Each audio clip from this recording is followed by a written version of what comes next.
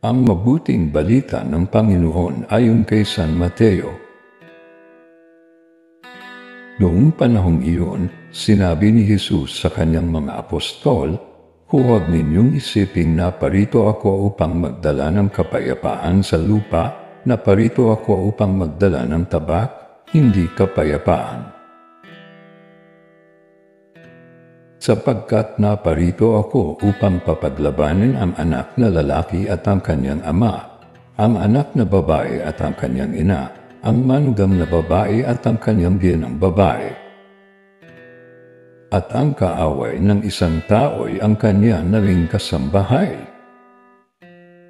Ang umiibig sa ama o sa ina ng higit sa akin ay hindi karapat-dapat sa akin. At ang umiibig sa anak na lalaki o babae ng higit sa akin ay hindi karapat-dapat sa akin. Ang hindi nagpapasa ng kanyang krus at sumusunod sa akin ay hindi karapat-dapat sa akin.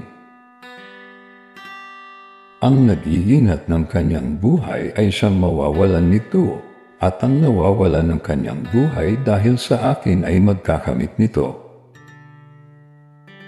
Ang tumatanggap sa inyo ay tumatanggap sa akin, at ang tumatanggap sa akin ay tumatanggap sa nagsugo sa akin.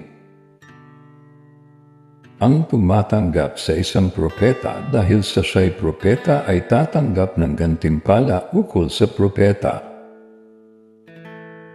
At ang tumatanggap sa isang taong matuwid dahil sa siya'y matuwid ay tatanggap ng gantimpalang naukukol sa taong matuwid. At sino mang magbigay ng kahit isang basong tubig na malamig sa isa sa maliliit na ito dahil sa ito'y alagad ko, tinitiyak ko sa inyong tatanggap siya ng gantimpala." Matapos tagubilin ng 12 alagad, umalis si Jesus upang magturo at mangaral sa mga bayang malapit doon. Ang mabuting balita ng Panginoon.